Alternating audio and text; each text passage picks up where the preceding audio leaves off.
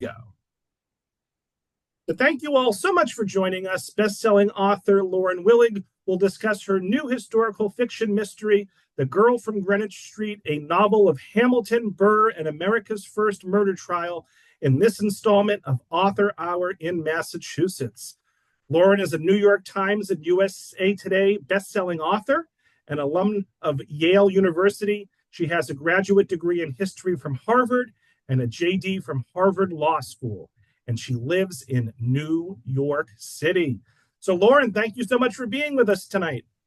Robert, thank you so much for having me. Thank you so much to Tewksbury Public Library and to all 50 participating libraries for making this possible. And thank you so much to all of you for Zooming in with me tonight. So, Lauren, the book was released 2 weeks ago. It's getting a lot of critical acclaim, a lot of buzz.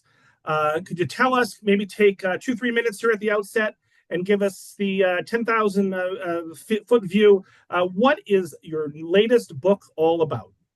Well, it's a little bit murder mystery, a little bit historical fiction, a little bit true crime. I like to call it Law and Order 1800. On December 22nd of 1799, a young woman named Elma Sands left her Quaker cousin's boarding house and never came back. 2 weeks later, her body was found in the Manhattan Well in Lispenard's Meadow, north of the city. When I say north of the city, for those of you who know New York, this was still considerably south of present-day Greenwich Street. The city was much, much smaller back then. And the word immediately went round the city that the culprit was one Levi Weeks, a carpenter who also lived in the boarding house, who, they said, had seduced, impregnated, and betrayed her under promise of marriage, and then strangled her and dumped her in the well to avoid having to follow through. Um, Public sentiment was inflamed against Levi.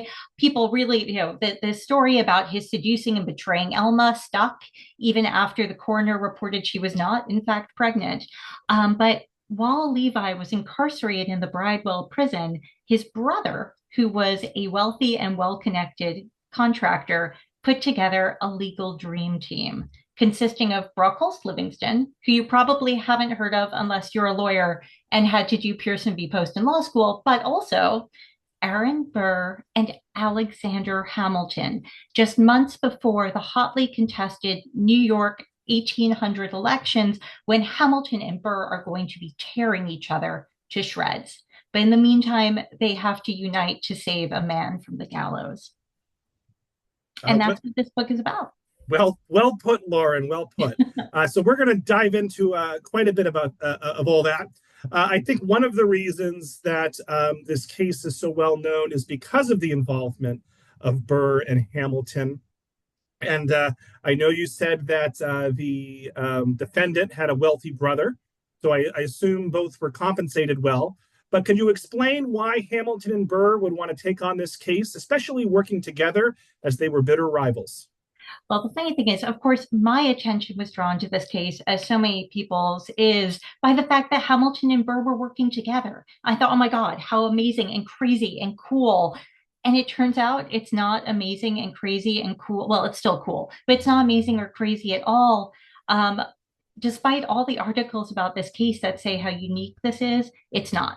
Hamilton and Burr work together all the time. They are, in fact, co-counsel on other cases, even as they are also preparing for the Weeks trial. And I won't bore you with the details because it's complex commercial litigation that is not entertaining to anyone except legal historians. But anyway, but the New York bar at the time was really small. There were fewer members of the New York bar than there are people on this Zoom right now. And so they all had to play nicely together. But however, it is weird that they're working together on this particular case because neither of them has any real expertise in criminal law. Now, if I were accused of murder in 1800 New York, Brockholst Livingston would be my guy. He is a ruthless, vicious, incredibly experienced criminal lawyer. He's gotten murderers, like literally with a dripping knife in their hands, off on murder charges. He's gotten rapists off on he's gotten rapists off their charges and so on. Brockholst Livingston is clearly the guy to hire here. Aaron Burr has a personal connection to Ezra Weeks, Levi's older brother, because Ezra is the contractor on Aaron Burr's Manhattan Company, which is the company that digs the well in which Elma was drowned. And we can discuss that more later because it's another crazy story. Hamilton is the weird one here. Hamilton does not do criminal law, except for, the odd slander or libel case that might catch his imagination because he likes that kind of thing. And also, in January of 1800, Hamilton, even for Hamilton, is insanely busy. He's Inspector General of the Army. And being Hamilton, he is doubling down on the details, getting upset because he's been sent hats that are cocked on only two sides instead of three, mandating how many steps per minute a man should march, and so on. So he is all in on organizing the army. He also has a really intense law practice, mostly commercial cases, because he has a lot of kids to support and a lot of bills to pay. His kids range in age from Philip, who's off at college at Columbia, down to a teething baby who's just a few months old. And on top of that, he's promised Eliza, his poor long-suffering Eliza, he's going to build her a country house. But country houses cost money, and so do boarding schools. His middle sons are in boarding school in Staten Island. And so he's working like crazy to keep the money coming in and pay the bills. Even at the same time, he is also working like crazy to thwart Burr and the Republican Party with the elections coming up. So it doesn't make sense that he would take a criminal trial when he has no criminal law experience, when he is this madly busy, even for Hamilton. And the story that's traditionally told to explain this is that he is in debt to Levi Weeks' older brother, Ezra, for building his country house, the Grange. And this is a story that's told again and again that Hamilton reluctantly takes the case because he owes Ezra Weeks money. There's a slight problem with this, though, and that is that Hamilton does not buy the land on which the Grange is situated until August 1800, 4 months after the trial. He doesn't hire John McComb, the architect, until 1801. So he can't really be in debt to a contractor for a house that hasn't been built yet, that hasn't been designed yet, and for which he hasn't bought the land. So this whole story falls apart.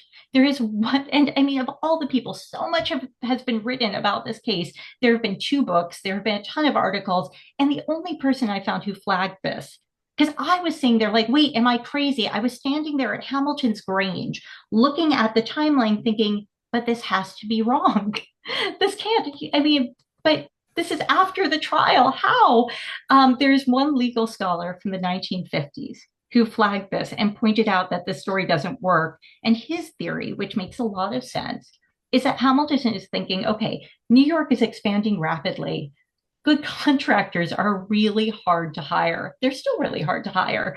And if he gets Levi Weeks off on a murder charge, his very grateful elder brother is going to have to be his contractor and build Eliza her country house. And also, this case, from the moment Elma's body is found, is the media sensation of the year. New Yorkers were talking of nothing else. And we know this because they helpfully wrote in their diaries, the city talks of nothing else. I mean, direct quote. And so Hamilton, there is no way with the New York 1800 elections looming that he's going to let Burr be commander of that courtroom. So this legal scholar posited, and I think it makes a lot of sense, that instead of Hamilton reluctantly agreeing to take the case, it's Hamilton who inserts himself into the case, who decides he's going to offer his counsel because he's not letting Burr have this one to himself. So that's the legal team, and that's, I think, how they come to be involved. But it flips the whole narrative that we have Hamilton inserting himself into this case for his own ends. Sounds like a recipe for disaster, Lauren. So how did Hamilton and Burr get along during the trial? Did they share the same vision for the defense strategies? And before we went live, I referenced one of my favorite parts of the book. If you can touch on that, that'd be great. Sure. Well, Hamilton and Burr, I like to refer to them as middle school frenemies because that's really what it feels like. They have a very complicated relationship where sometimes they work together And sometimes they drive each other absolutely nuts. And at this particular point in time, Hamilton is particularly furious with Burr, not just because of the looming elections, but because Burr just pulled a fast one on Hamilton with the Manhattan Company. And this story, I think, tells you everything you need to know about their relationship. So New York, 1799, yellow fever is endemic. Yellow fever kills thousands of people. And Burr comes to Hamilton and says, I have a plan for a water company to bring clean water to the city to, prevent the spread of yellow fever. And Hamilton says, oh my God, that's great. Can I help? Hamilton drafts the legislation for the Manhattan Company. He lobbies the legislature to get it passed, and he puts his brother-in-law on the board of directors. But right before this so-called water company, the bill goes to a vote, Burr sneaks in a little clause enabling the company to use its surplus funds to make investments and loans and so on, so that what Burr is actually creating, what Hamilton has created for him, is not actually a water company. It's a bank, and it's a bank deliberately designed to rival Hamilton's Bank of New York. And one member of the legislature, Judge Lansing, who, because this world is really small, is also the judge on the Weeks trial, notices this and points out and votes against it. But it's too late. Hamilton has lobbied too effectively, and the Manhattan Company bill passes. And Hamilton has essentially helped Burr found a rival bank that will serve as a piggy bank for Burr and for the Republican Party. And so this has happened just a little bit before this trial, and Hamilton is still furious with Burr over the Manhattan well. I mean, it's classic. And they go through the cycle again and again and again, where Hamilton will be furious with Burr and go around talking about how horrible he is. And then Burr will be like, I have this cool idea. And Hamilton will be like, yes, can I play? And forget all about it until Burr pulls the wool over his eyes again, and Hamilton fumes. So they go into this case already with that gnawing underneath it. And of course, Elma drowns in the Manhattan well, which is one of the wells dug by Burr's so-called water company, which cheaps out on the water thing, which is why that well is dug. Anyway, that's a longer story. But so going into the courtroom, yes, they're both united in defending Levi Weeks, but they have very different temperaments. They have very different legal strategies, and they're each trying to undermine each other because they know this case is being viewed and reported, and each wants to come off better. And so in this, well, we can talk about this later, but the amazing thing about this case is we have a full transcript of the trial. So we know pretty much everything that was said and everything anyone did.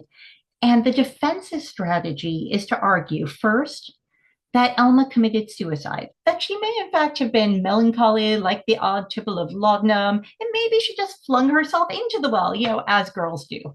But even if no one buys the suicide story, which frankly they don't at the time, this does not fly, then the defense argues B, Levi couldn't have been at the well, he was somewhere else, and C, maybe someone else killed Elma. And it's usual for defense teams to moot multiple theories, but in this case, when you read the transcript and you watch the maneuvering, it becomes very clear that in fact there are conflicting theories at bay. And that you have, I think Burr and Brockholst Livingston pushing the suicide theory, that Elma was a melancholy laudanum addict, not true, and committed suicide. And Hamilton, on the other hand, and we know this partly because his son tells this story too, Hamilton decides he knows who the real murderer is, and he's going to solve the case and find and show everyone who the real murderer is, and of course cover himself with glory. And that is very classic Hamilton. He always has to be cleverer than anyone. Oh, but Robert, you asked me to tell you about a little something that happened in this trial. Okay, another story. And again, classic Burr and Hamilton, and tells you so much about their relationship. So there are many weird things about this case. One of the incredibly weird things about this case is that the defense's opening statement is the most Hamiltonian piece of oratory you have ever heard. I mean, really, pure Hamilton. You can hear the Federalist Papers when you read it. It's very Shakespearean, rumors stuck about with tongues. But we know that Burr delivered this statement. And we know because we have multiple accounts saying that Colonel Burr gave this amazing opening statement. And legal scholars have puzzled over this for centuries. That how is it that the speech is classic Hamilton, but we know it was a speech that was delivered by Burr. It makes no sense. And as I was researching, I came upon a legend recounted by Burr's biographers.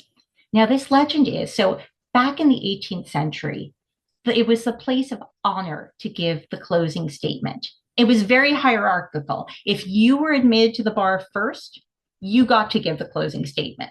It showed that you were senior. And the junior partner would give the opening statement. Now, Burr was actually admitted to the bar a couple of months before Hamilton, in the same year, by the way, but still ahead. And the story that Burr's biographers tell is that in a case in which they were associated, Hamilton, despite being the junior of the pair, insisted that he be given the place of honor and give the closing statement. And Burr, being Burr, instead of saying, actually, no, hi, I was admitted to the bar first. By rights, that's my spot. Said, no, that's fine. You want the closing statement? You can have the closing statement. Go right ahead. Give it. And then, because of course, in conference, Hamilton being Hamilton, shared all his notes with Burr.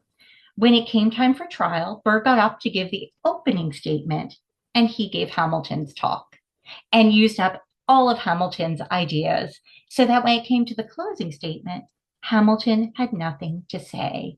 And I thought, oh my goodness, I traced this story back from biographer to biographer as far as I could, and not a single one of them mentioned which case it was. I don't think it's known. I thought, wait, that would explain so much. What if the Levi Weeks trial was that case? What if the reason this opening oration is so Hamiltonian on the lips of Burr is because Hamilton wrote it and Burr stole his speech? But I mean, it's also classic Hamilton that, yes, maybe Burr stole his speech and left him with nothing to say. But when we get to the end of the trial, and by the way, this is another long story, but it's 3 a.m. on the second night of a trial that has unbelievably run 2 days. Trials never run more than a day. No one knew how to cope with this. It was a huge thing, and it looks like it's going to run into a third day. And the prosecutor is begging that they recess for the night and come back in the morning. He is sinking with fatigue, and there's still the defense's closing statement and his own summation to get through. And Hamilton stands up and says, "This needs no labored elucidation. I cede my closing statement." And so if in fact Burr stole his speech, what an act of Hamiltonian bravado, because there he comes off as the generous one, and what a save for Hamilton. Lauren, so we have touched on the dream team that was the defense. Wondering if you could talk a little bit about the prosecution. We know that he was struggling during the 2-day trial physically. You referenced that, but could you talk a bit about him? He's no slouch. He went on to do great things. And can you talk about what his strategy was for the trial? Sure. Well, poor Cadwallader Colden. So Cadwallader does go on to do great things. He's going to be mayor of New York. He's going to be president of the Manumission Society. He's going to be instrumental in bringing canals to New York State. All of these wonderful things, but this is not that moment. This is a low point in Cadwallader's life. At this time, he's 31. He is a toddler, and he is a half generation younger than the defense team. And Cadwallader knows he is outmatched against these heroes of the revolution, these titans of the New York bar. I mean, poor Cadwallader was a teenager in boarding school in England when the revolution happened. And there's a sort of sneaking suspicion that he's only assistant attorney general right now because his brother-in-law is the attorney general. And here he is, he's 1 against 3. It's David versus Goliath. But what Cadwallader does have going for him is he believes deeply and sincerely in the guilt of Levi Weeks. And he also, Cadwallader is romantic. And I say that really in the large R sense. He's Burr, Hamilton, Brockholst, they are all creatures of the Enlightenment. Cadwallader is a half generation younger. He's part of the Romantic movement sweeping Europe, and he's a sentimentalist, and he really weeps for poor murdered Elma and wants to bring her killer to justice. So Cadwallader sets about assembling an absolutely exhaustive case against Levi. He leaves no stone unturned. He leaves no witness unsworn. 75 witnesses are sworn in for this trial, which is a number. No, I mean, you get the sense Cadwallader at this point is just grabbing people off the city streets, being like, have you heard about this trial? Would you like to testify? He goes into the most amazing CSI type investigations because a lot of this case hinges on so what Cadwallader needs to prove is that Levi left the boarding house with Elma that night, which is by no means certain, and that he was able to get with Elma from the boarding house to the Manhattan Well within a very specific period of time, and then return to his brother's lumber yard. And again, within this period of time. And so he needs to, also, of course, he needs to prove that Levi was in a romantic relationship with Elma, which is also a point that is up for debate in the courtroom. And so he goes to great lengths to try to figure out, could they have walked it? No. Was there a sleigh Levi could have used? And he collects all these witnesses who talk about having passed a sleigh running without bells that night. And apparently, a sleigh without bells was like a car without headlights.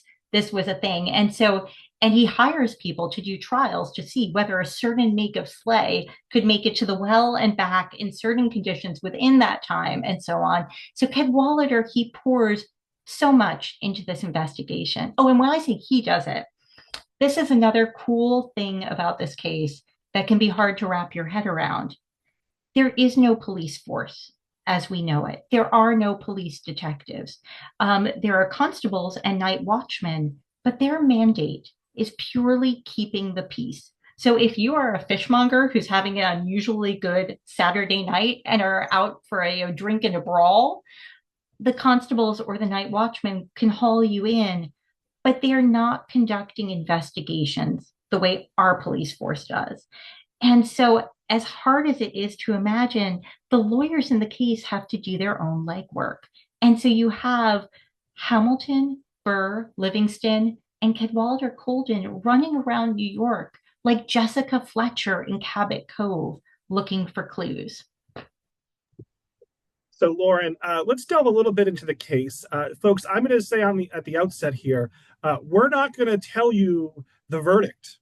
And we're also not going to tell you, we're not going to have Lauren say what she thinks actually happened. Okay, so we're going to make you read the book. All right, but we will get up to that point.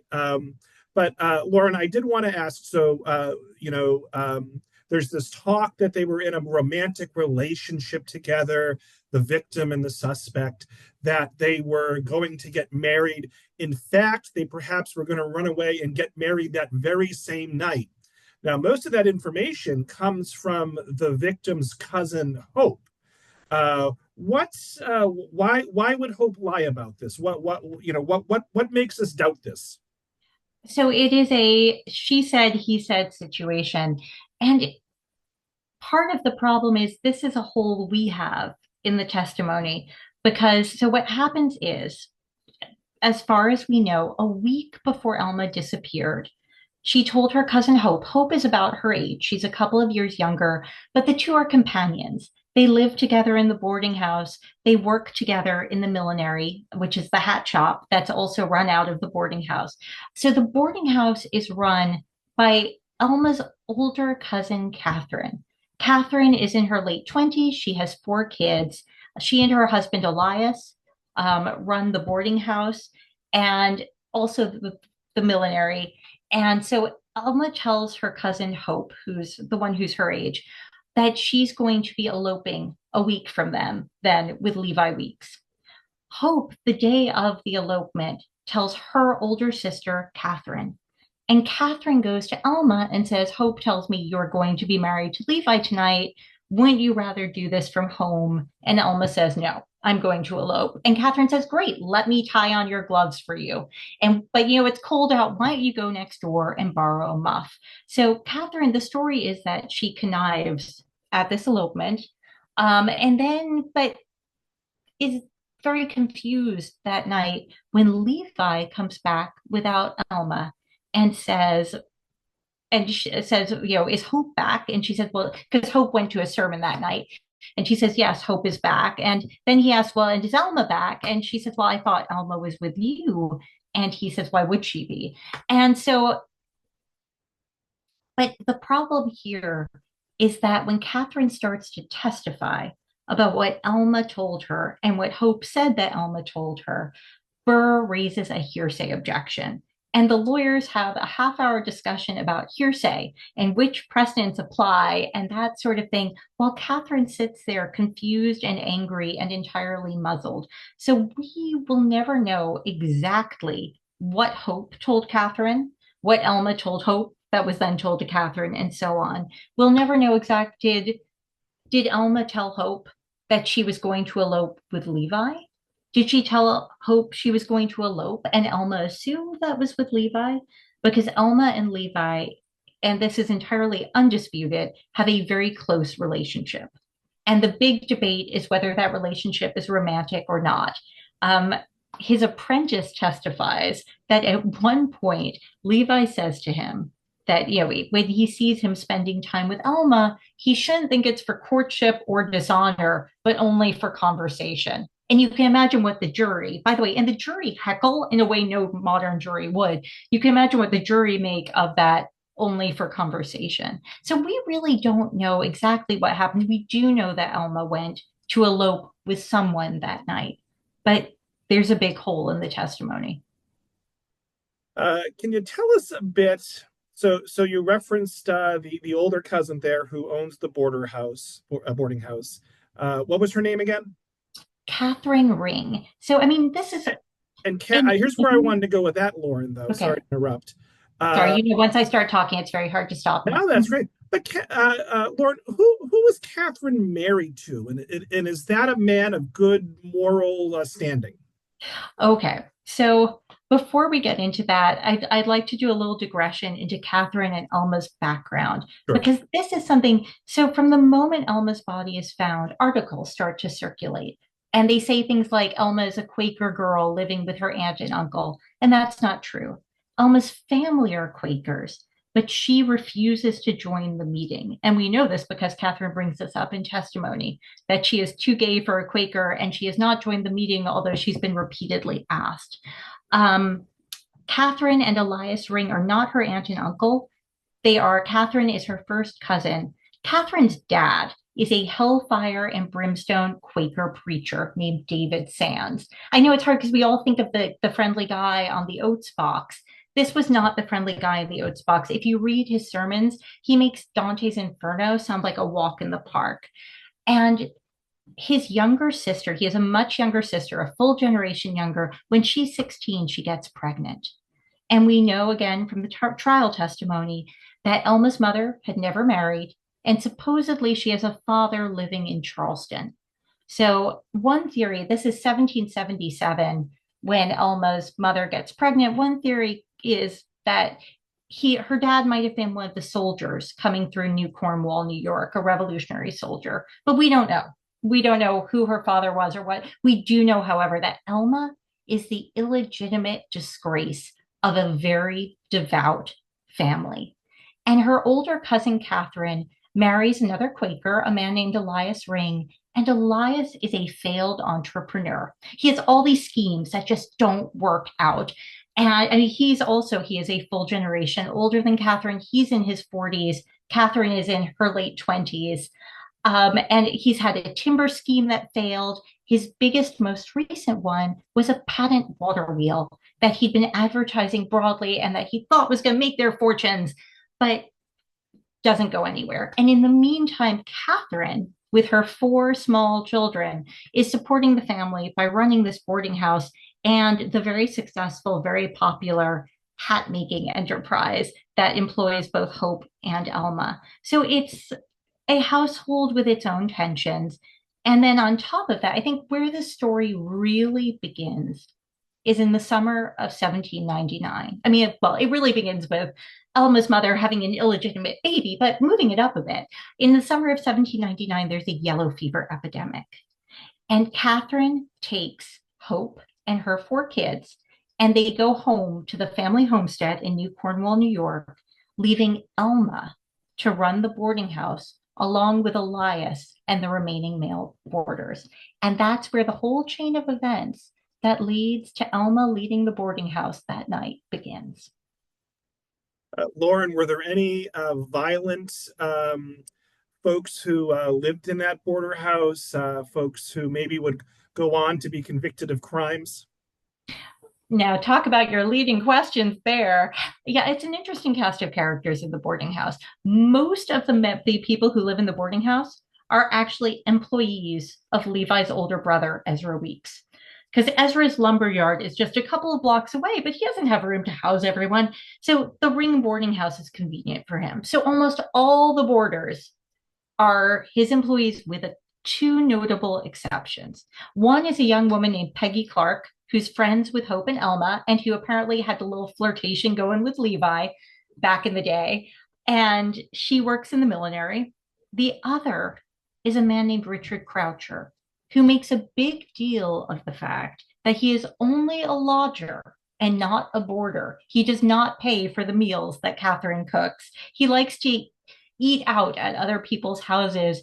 He's just come over from England not long ago, and he is a salesman of fine ladies' garments like stockings and shawls and things like that, all the cheerful fripperies that poor Elma, who's too gay for a Quaker, loves so much. Richard Croucher is very close with Elias Ring. The two of them have some sort of secret going on. And he is a dubious character. And yes, he is convicted. Of course, no one at the boarding house knows this at the time. He was, in fact, convicted of various crimes in his native England. And he is starting a new life in New York, where he has recently become engaged to a wealthy widow. And I think perhaps he becomes an alternative suspect that the Well, I defense. will. Okay, I don't want to give away too much, but I did mention that Hamilton wanted to solve the crime. Yes. Hamilton fingers Richard Croucher Right. as the killer. This is Hamilton's pick for killer.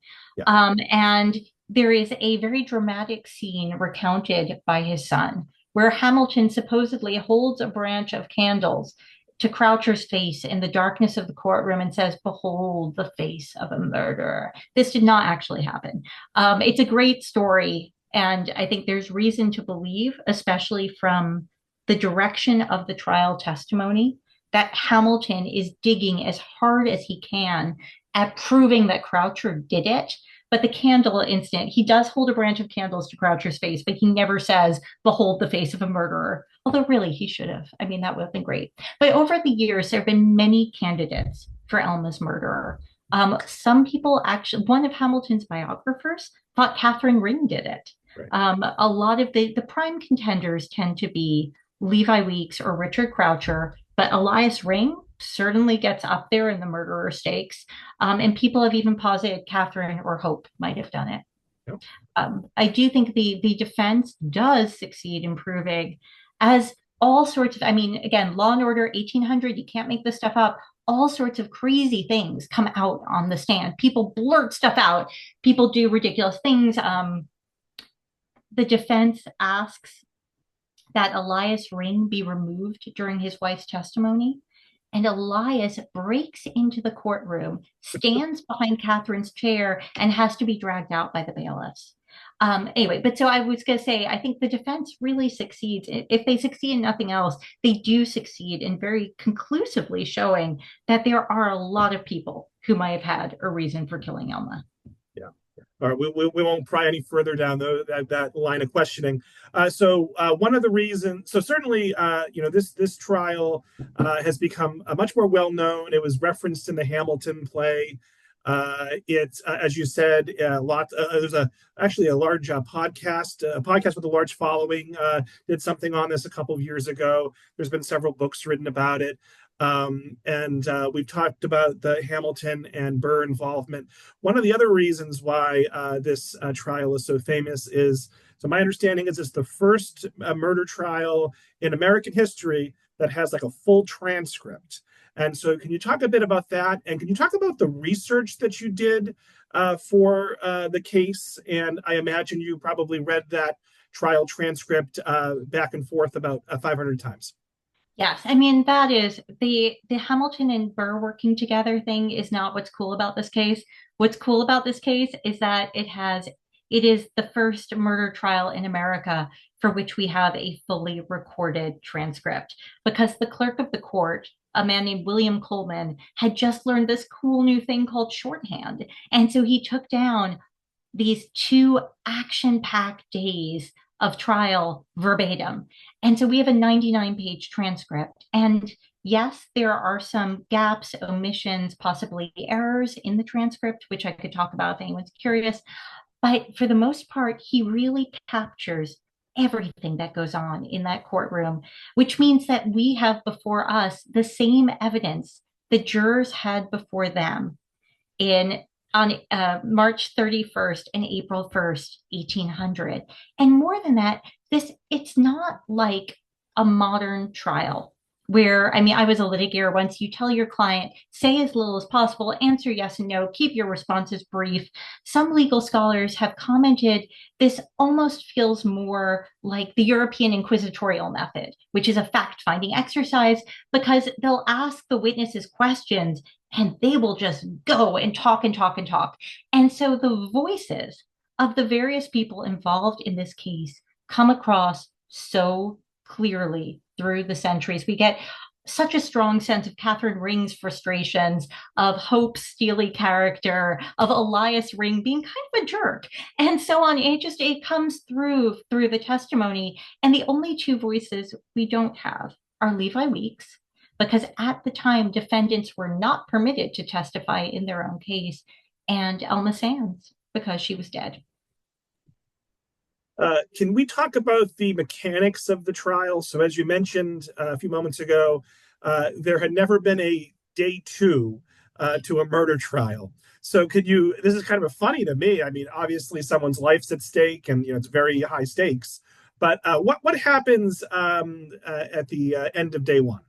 Well, I was going to say, so this is an era where we don't have complex litigation of the sort we have now. For those of you who are lawyers, there's no discovery. So you don't have sort of the masses of materials and witnesses that we would muster today that make us expect a trial will sprawl into weeks, days, weeks, even months. At the time, most trials are wrapped up in a few hours, maybe a day. And the problem is there is a common law principle that they know of, that they're very aware of, that a jury once sworn cannot be released until they've rendered a verdict. And so you've got Cadwallader with his 75 witnesses.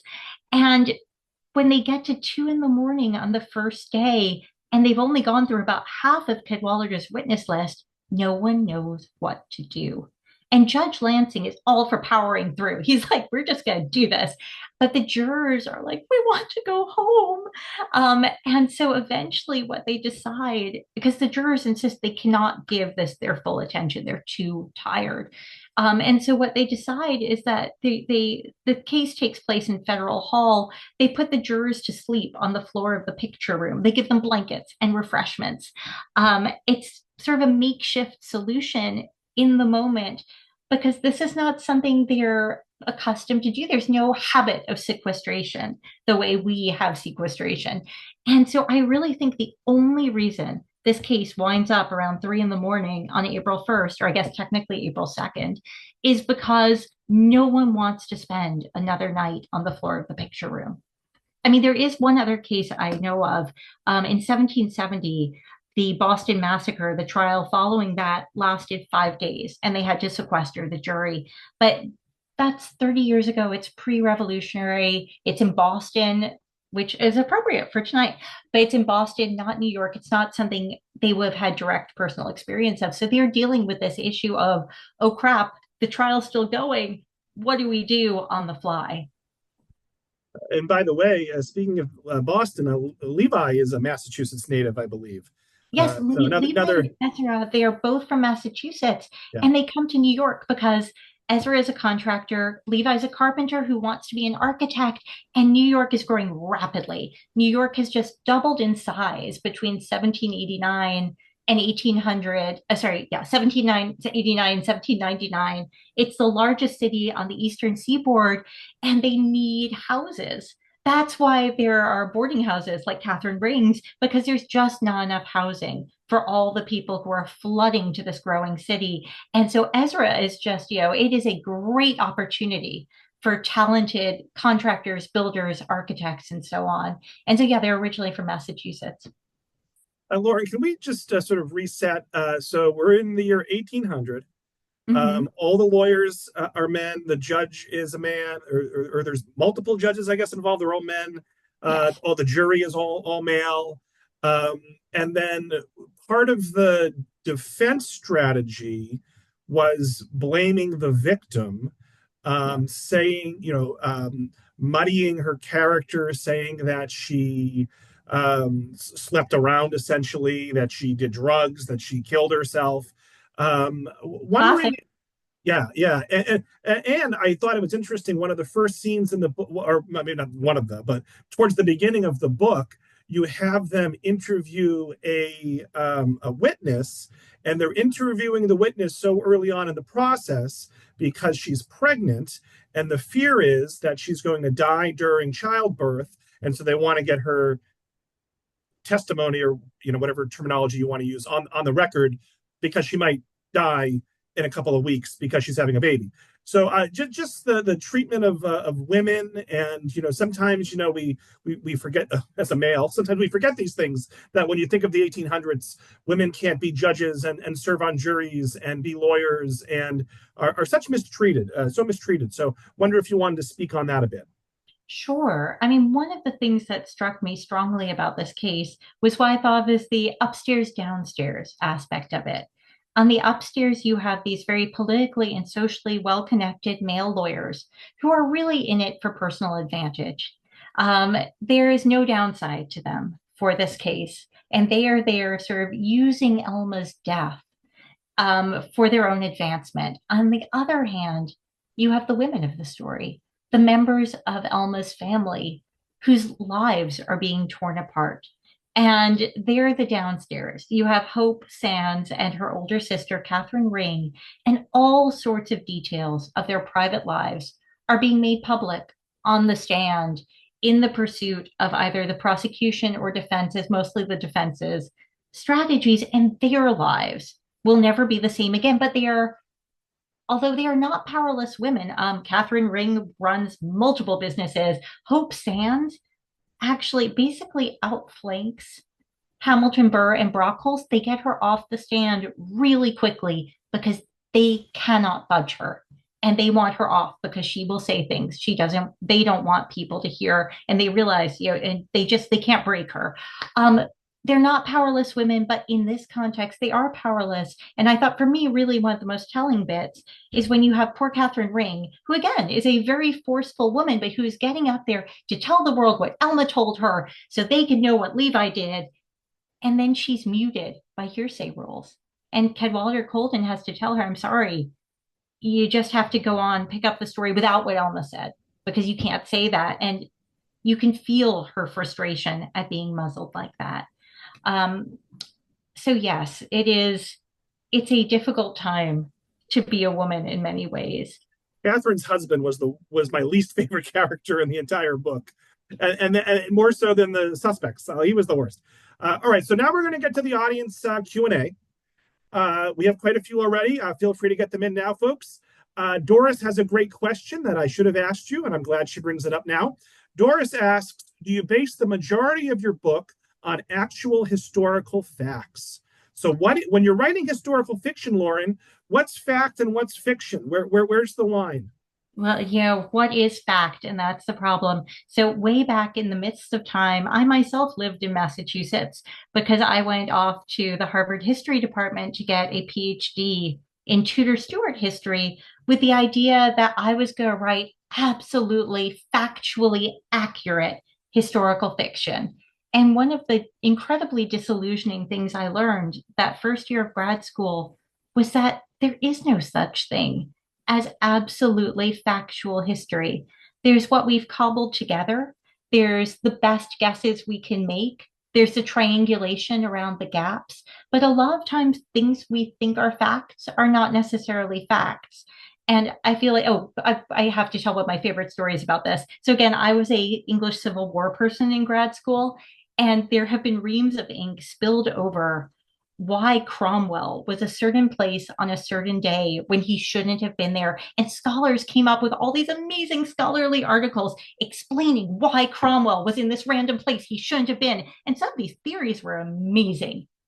And then someone realized it was a misdated letter because there's new style and old style dating. And someone had at some point had gotten it confused. Cromwell was never there. But for years, it was a fact that Cromwell was there. And then it wasn't a fact anymore. And I feel like this is very appropriate in the context of the Manhattan Well murder and Levi Weeks trial, because there have been so many articles and two books written about this case.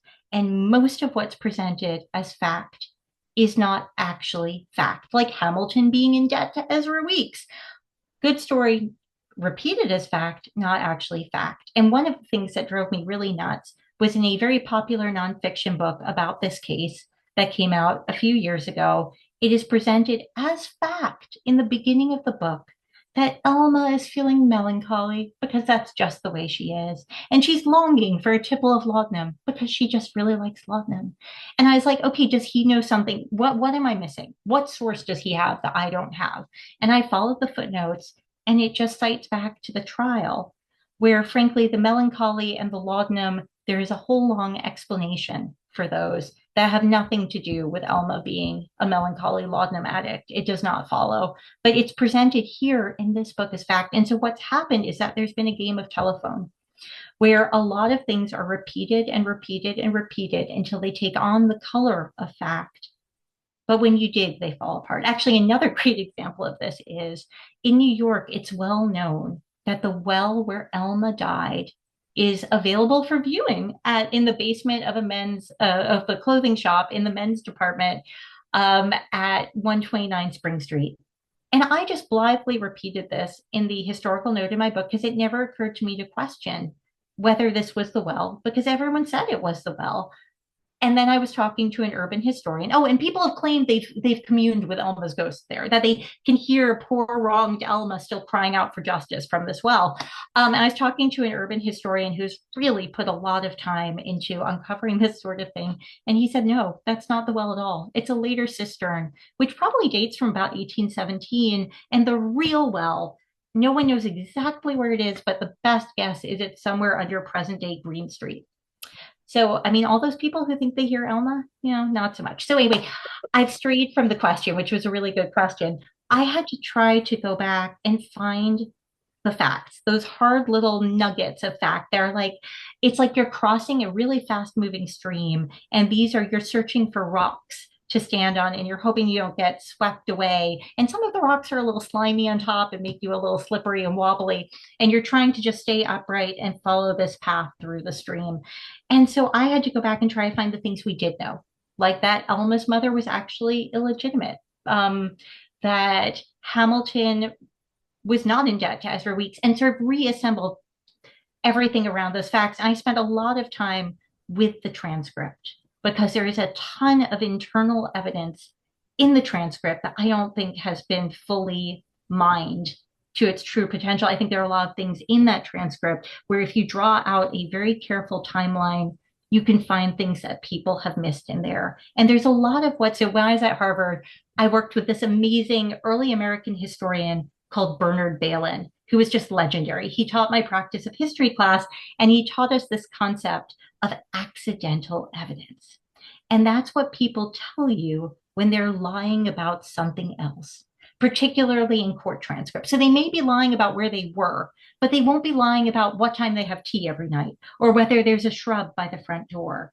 And there was actually a ton of accidental evidence in this trial that helped me to put the pieces together. But it was a lot of, it's funny, these, especially with Hamilton and Burr and Brockholst, you think these guys are so well documented. They left such a paper trail. Hamilton, I have a ton of his papers and letters from January to April 1800.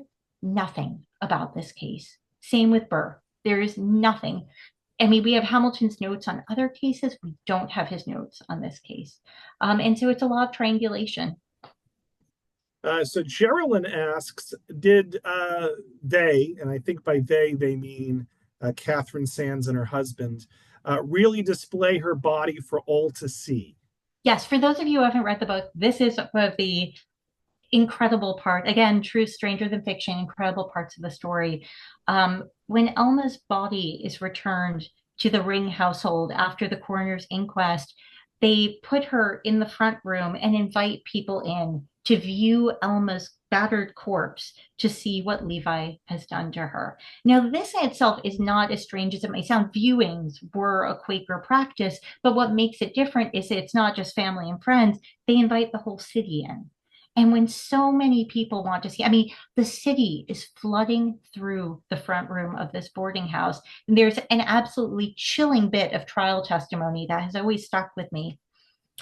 Because one of the doctors who's called to the stand, this is not a doctor who was at the coroner's inquest. He testifies that he saw Elma when the rest of the city saw her, and he's not able to tell them that much because he was only able to examine those bits of her that were, and I quote, come-atable, such as her neck and breast. So you have this very vivid image of strangers filing through, fondling Elma's corpse, some of them in the name of science, some of them not. And then when so many people want to see Elma that they can't fit them all in the boarding house, they take her coffin and they put her on the street so more people can see her and see what Levi has done. It's absolutely chilling. And yes, it absolutely did happen. It's part of the reason that the city is so, I mean, it's a good thing Levi is safely incarcerated at the Bridewell prison by that point, or a mob would have torn him limb from limb. People are really inflamed on Elma's behalf. So question about the writing process. Karen asks, how long did you work on this book? There was so much information to research and put together. So I wound up spending a lot longer researching this book than I thought I was going to, because I wound up having to find all sorts of little details I didn't think I was going to have to hunt down, because I thought, okay, so many people have written about this. These other real historians will have done the legwork for me, but no. So I spent a lot of time hunting down things like Quaker meeting house records and censuses and wills and so on, trying to reconstruct what Elma's family life had been like back in New Cornwall, New York. And by the way, for people who know the Hudson Valley, that New Cornwall, New York is Cornwall, New York now. And Elma's family home was up until recently a local history museum, the Sands Ring Family Homestead, which unfortunately I don't think is open for viewing at the moment. Anyway, that was a side note. But yeah, I spent about 2 years researching this case and about 5 months writing the book. Susan wants to know, hey, Lauren, what are you working on next? Funny story. Well, after my experience writing this, I was all ready to delve into another extremely crazy but fascinating real early American trial, the story of Nancy Randolph, who was accused of, oh gosh, what's the word I'm looking for? She was accused of sleeping with her brother-in-law and then infanticide, that she had born his child and they had murdered it.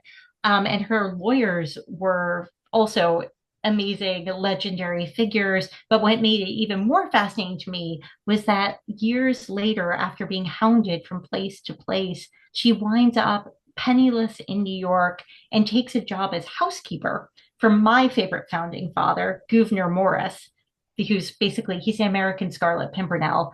He spirited French aristocrats out of France during the French Revolution. He's amazing and, a gentleman and a scholar and very debonair and urbane. Anyway, but he hires her as his housekeeper and they wind up having this incredible romance. So I was going to write about that.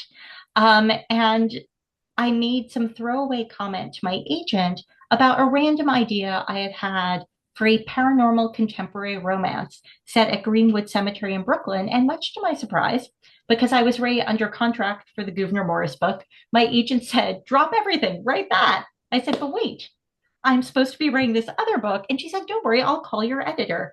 And my editor also said, drop everything, write the contemporary paranormal. And so my next book is not historical at all. It is a huge genre and career shift.